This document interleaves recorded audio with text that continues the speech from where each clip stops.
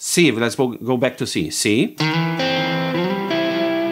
over the E string, G,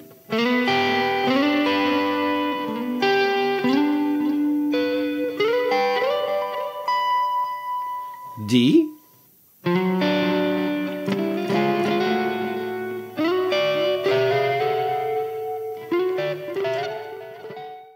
Hey friend, how's it going? Thomas Decker here from GuitarRevolution.ca, and I'm here because I want to help you to become the best guitarist you can ever be. It doesn't matter if you're just starting out, you want to learn those campfire songs, or if you're a seasoned guitarist and you want to sharpen your tools, your chops, your skills on soloing and rhythm guitar. It doesn't matter what level you are, this is the channel for you, and I want to help you to get to the next level.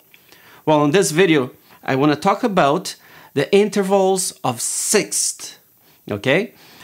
It's a very, very interesting topic. It's very popular, it's very useful, and it can be a little tricky for you to learn. I've been teaching guitar for over 20 years, close to 25, and I've had the opportunity of teaching this in many different approaches, and I want to teach you the best approach I ever found to teach my students. You can use the major scale to teach this, the pentatonic, and very different ways to teach for you to get to that point. But I want to use here a very specific and a very approachable, practical way so you can apply this when you're playing right away. What is the interval of six? Well, let's talk about chords, okay? Chords, when you play like a C major, for example, the notes you're playing here is C, E, and G. So the C, considering C our first, E would be our third, C, D, E, and G would be our fifth, G, F, or E, F, G. So the fifth. Well, when you're talking about the sixth interval, is this kind of sound here. Take a look. Okay.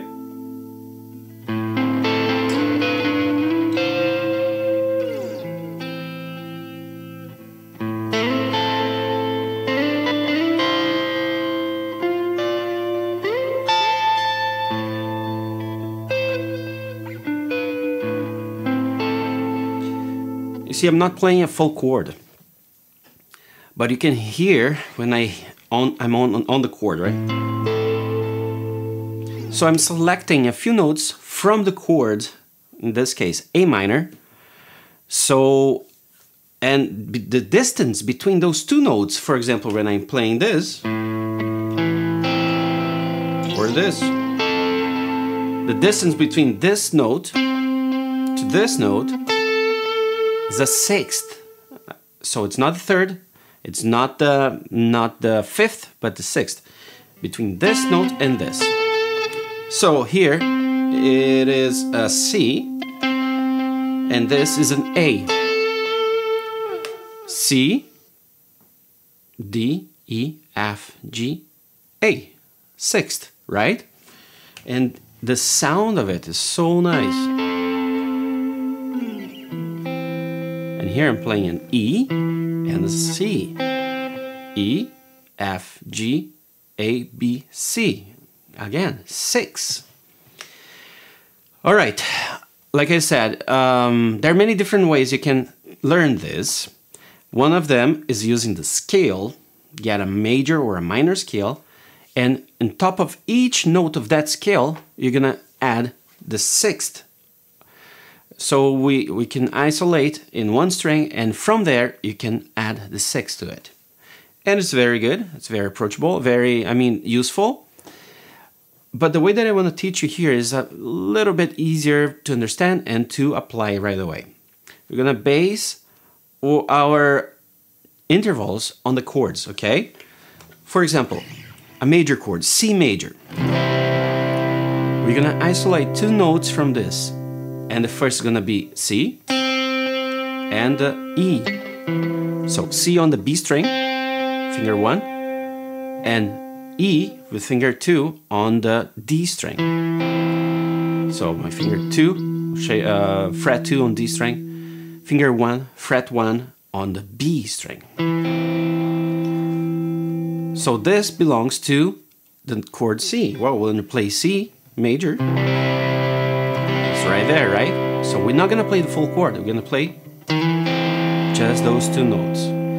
From here, we're gonna have a pattern, a shape for a major chord.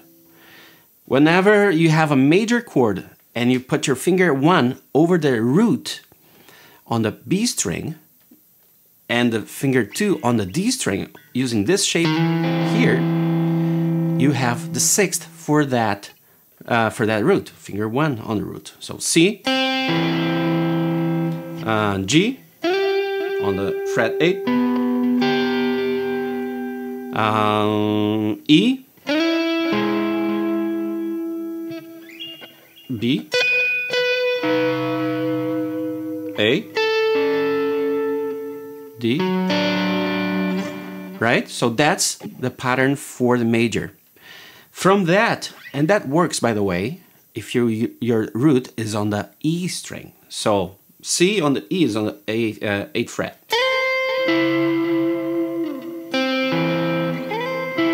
Right? Again, I'm just part of the chord. Right here would be from this shape of chord here. Right?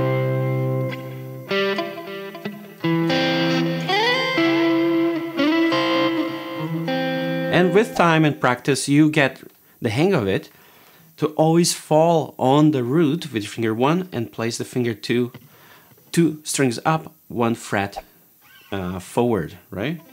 So much so that you can slide with the finger 2 right on the spot. Okay? Now, from here, there's one little trick that's gonna be very useful. When you have finger 1 on the root and the finger 2 on the D string, you can move this way 3 frets with your finger 3, finger 2, 3 frets with your finger 2, 1, 2, 3, and instead of finger 1 on the B string, you put finger 3 on the same fret that your finger 2 is. And this is also part of the C chord. Let me show you how. Sounds very cool, right? Well, this first is from this, first here is from this shape. The second one would be from the A shape. Right? Super cool, huh? And that would work for any major chord. If you have an E major,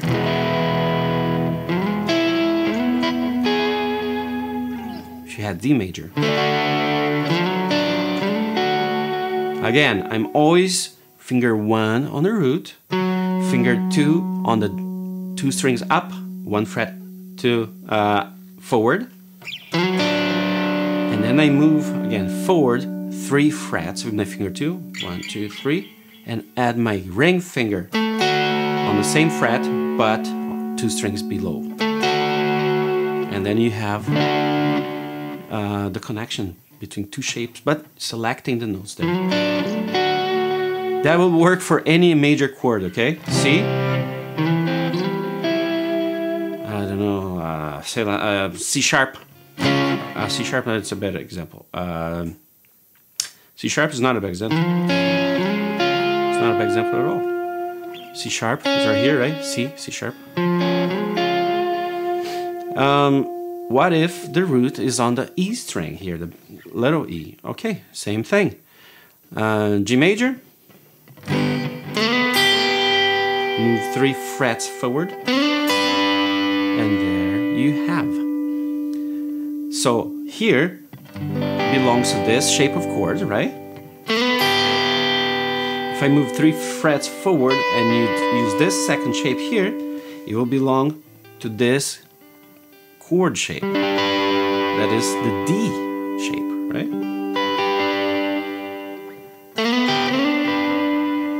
Okay, C, let's go back to C. C, over the E string, G,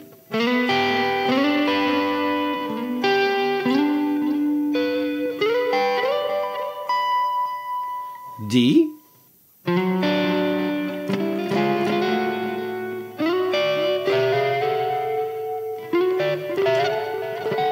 and you see that I'm doing like a little gradually approaching to the note that I want to hit. Always a little slide sounds good. I'm sliding to the note. Just gives more movement and then, right? Gives more like expression. And can slide like this. Sounds so good, right?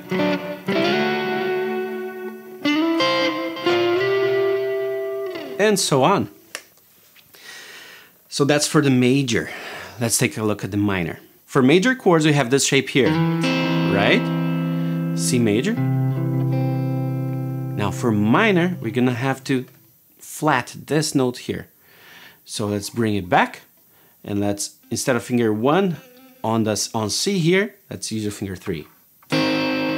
Okay, that's the sound for the minor. Take a look. You can totally tell it's a minor chord, right?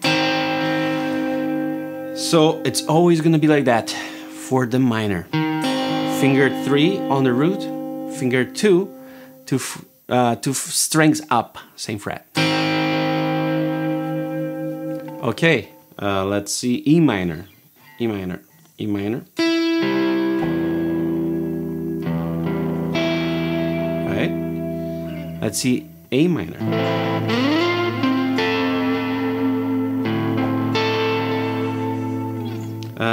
D minor.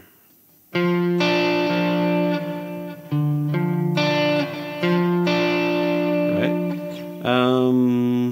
And so on. If it's G, let's say the root is on the E string, same idea. Here it's easier to get the root there. B flat, C sharp. Okay, so that's for the minor. And we can move very similarly to the major. We go 3 frets forward, 3, actually 4. So from where you are, I go 1, 2, 3, 4, and switch to the other shape.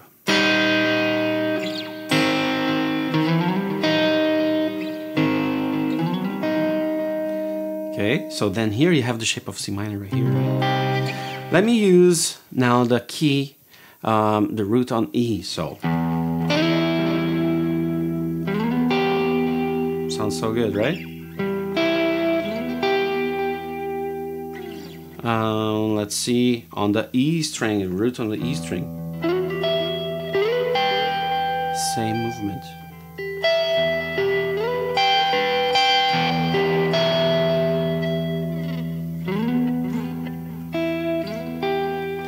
So that's how I do when I have, for example, a sequence of chord that is G, C, E minor, and D. Okay, G,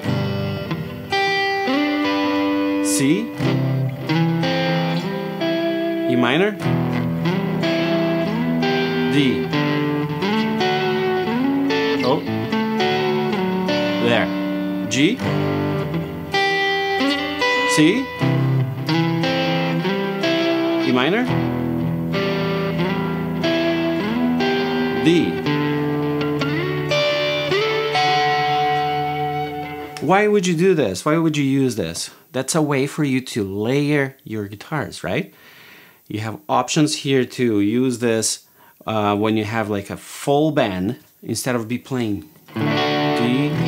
You just go for, let's say it's D, let's say the next chord is E minor, the next chord is C. Instead of playing like, which is cool. You can just